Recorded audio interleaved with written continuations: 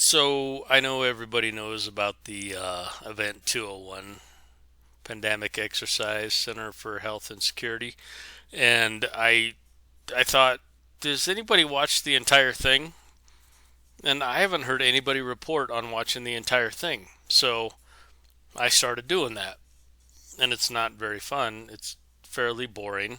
It seems a little contrived, but if this is the thing that lets us know about the other thing that we're going through right now, I figured it would be kind of important to watch the whole thing. I got to segment two, trade and travel discussion, and they started talking about how cities are locked down from restaurants and bars, and how borders are closed to travelers. And I'm like, well, that's funny. That's right where we're at right now. So I'm going to continue to watch. I'm going to pause it as I go and interject as I think there's something worth looking at. And the something I thought was worth looking at was they have this CAPS PMI down, sharpest decline in 50 years. Well, it took me a second, but I found this CAPS PMI. And it's the Institute for Supply Management. I don't know who this is. It doesn't matter. But the PMI is at 50%. GDP is growing at 2.1 as of February 2020. They say, but then if we look at their chart, Series Index January, 50.9. Series Index February, 50.1. They started dropping every month. Backlog of orders, yes, always. Employment, a little bit.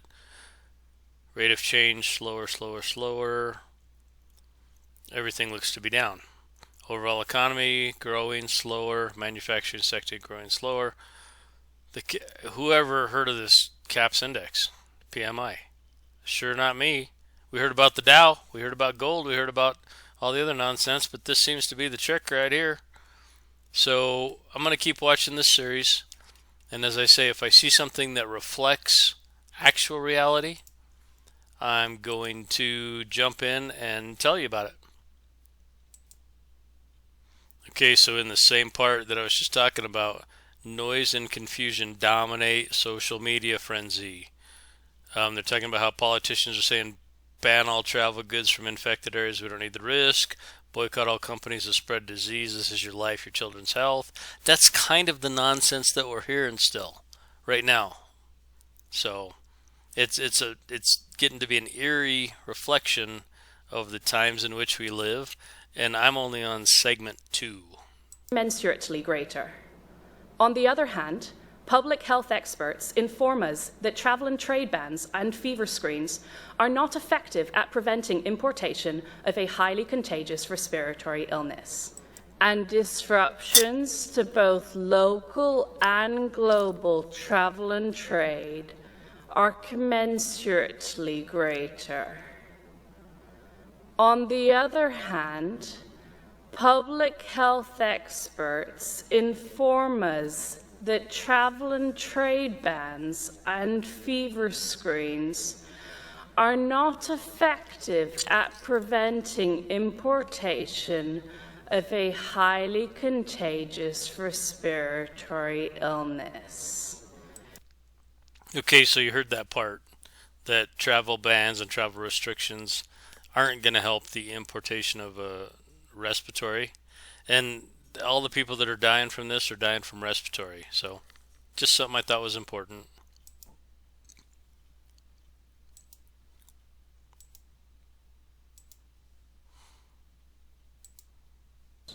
And could you imagine conditions in which, for example, CDC would withdraw travel advisories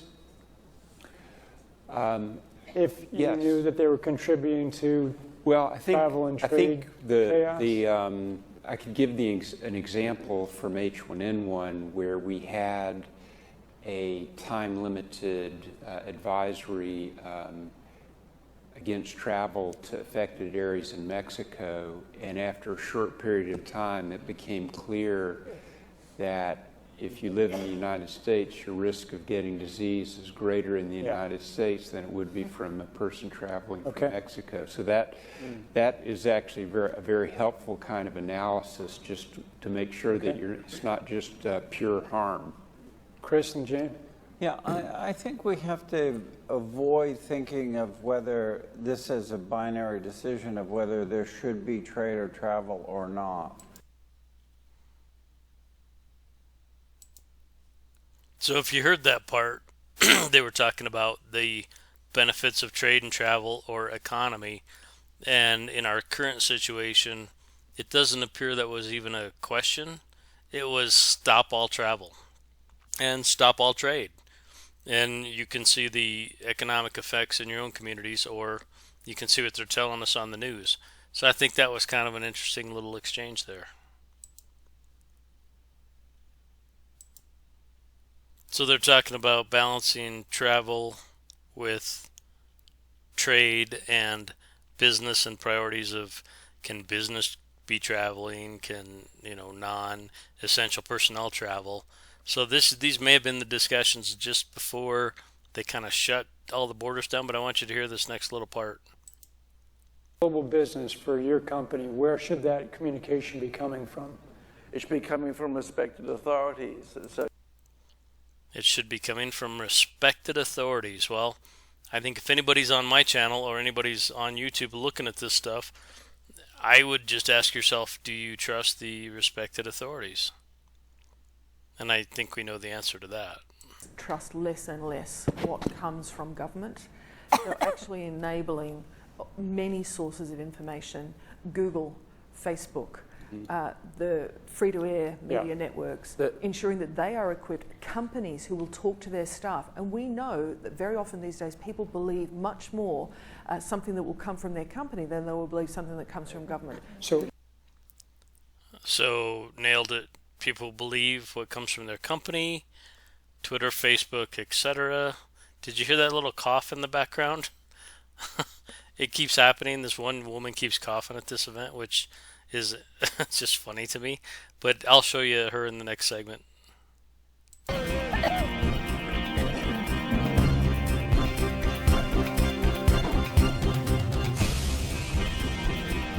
The response to the CAPS pandemic is now the most expensive international emergency ever.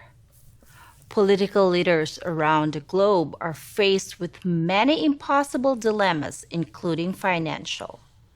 We have two guests today to discuss the bottom line of catastrophic response. First up is economist Dave Gamble. Are we out of money? The best way to answer that is no, we are not out of money. Yet. But the fact is we are trending in a dangerous direction and something needs to change. You have been quite vocal about that and generated some controversy along the way. Well, look, you know me. I try to avoid controversy. But come on, common sense says it shouldn't be controversial to suggest our response should prioritize both lives and livelihoods. Absolutely, we need to save lives. We all know someone who's been affected by CAPS, but we literally cannot afford a heavy-handed response that suffocates our economy. Pragmatism is a wise choice. I mean, what exactly are the risks and benefits of slowing air travel, of staying home from work, closing schools, disrupting supply chains, interfering with our reliable channels of communication and news? Sure, some of these steps can help slow CAPS, but often only marginally and with serious costs. When this is all over, some families, some cities will have suffered more from our interventions than from CAPS. Okay, so this is part 3, segment 3, whatever they call it. And I sped it up just because I know they're going to not like me watching this and showing it to you with the copyright nonsense. But you just heard that a lot of the U.S., not a lot of the U.S., some of the U.S. is in the phase that he's saying we should not go to. And you keep hearing on the television machine that we're flattening the curve, which we're not, because the curve is fictional in a way. The bottom line for me in this whole thing is the flu that kills all the people is still killing all the people, but now they've masked it under this thing that we're calling it. And it's kind of like a LARP. LARP refers to live action role play. So they staged the game, they released it, they're playing it out as if it were live, and it's a multi-layer thing. We have the flu that kills a bunch of people. They have the same flu that kills a bunch of people. Now they're calling it this other thing, and they're imposing severe restrictions on societies. So I don't know how much of this I'm going to play, but I'm going to watch it all, and I'm going to just really try to stick to what I think is important. Look, I am not an economist or a politician for that matter, but as a physician, I am comfortable saying that our health response to caps cannot afford to wait for an incredibly complex debate about what sounds to me like history's most expensive economic bailout. Okay, so that's where we're at in Congress, the world's most ridiculous and irresponsible financial bailout. It's this thing is really telling. I'm gonna kind of watch this one, and then we're gonna check out the conclusion to see what the conclusion is as they've scripted this. Okay, thank you. A couple comments here, and then I'll come back. Yeah. I fully support Steve what he said. I mean, this is a new dimension. Okay, so I caught that little cough just for you. The stuff they were talking about at that point was nonsense, but did you hear that little cough cough? I think they're just kind of screwing with us.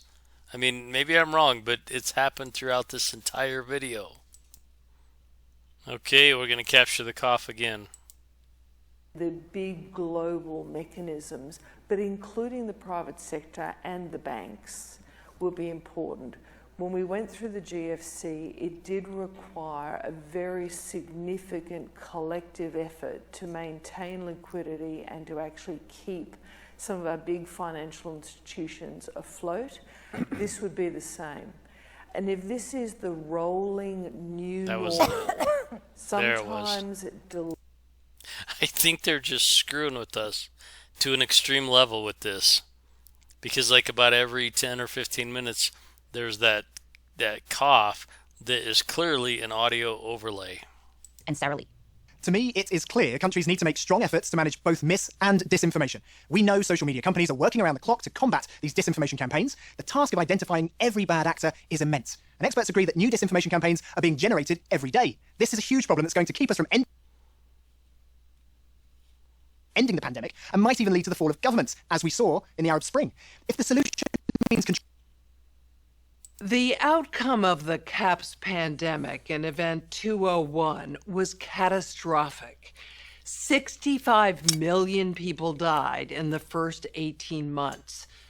The outbreak was small at first and initially seemed controllable, but then it started spreading in densely crowded and impoverished neighborhoods of megacities. From that point on, the spread of the disease was explosive. Within 6 months, cases were occurring in nearly every country. Okay, so we got one more cough coming up, and then I'm going to have a few closing thoughts.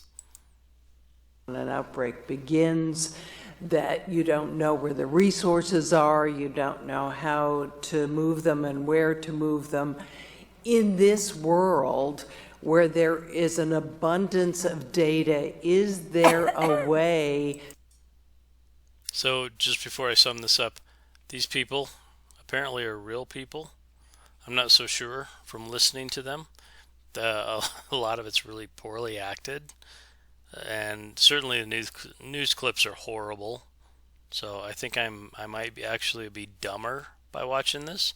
But we'll still keep going and we'll get to the conclusion. And the other quick thing I'd like to add before I get to the conclusion, if you look behind the people at the table, there are a ton, maybe 60 people on this side and 60 people on the other side that are spectators for this. And some of them seem like press, but I'm not sure what that is. I don't know why you would ever have this in front of an audience. Well, the televised audience, I know. They want us to know that they think this is the thing. But this is just fucking stupid compared to the way people, I think, have portrayed it when they talk about that thing that's going around right now. And I will get into that in a little more as soon as I finish.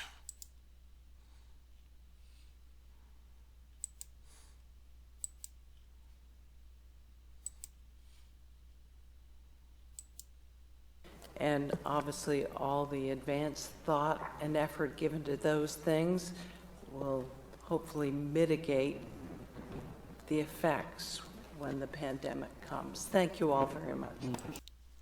So here's my conclusion about this thing you're looking at on the screen. My belief, what I learned from watching the entire stupid thing, was it's a rabbit hole at best. It doesn't indicate what's currently going on. The timelines don't match in any particular way. The events taken at each stage don't match. The mentality of the people involved don't represent what we're seeing on the ground. This is a nebulous mental thing, and I honestly think it's a rabbit hole. It's a ruse. And if you listen to it, you'd hear the little cough cough throughout it. I think it's a slap in our fucking faces. It pisses me off because if people are going to look to this to represent what's going on in reality, I think they missed it. So anyway, thanks for watching. I hope you spent the time, because I spent a lot of time. If you didn't make it to the end, fine. If you did make it to the very end, throw Event 201 in the comments, and I'm going to give you an extra gold star.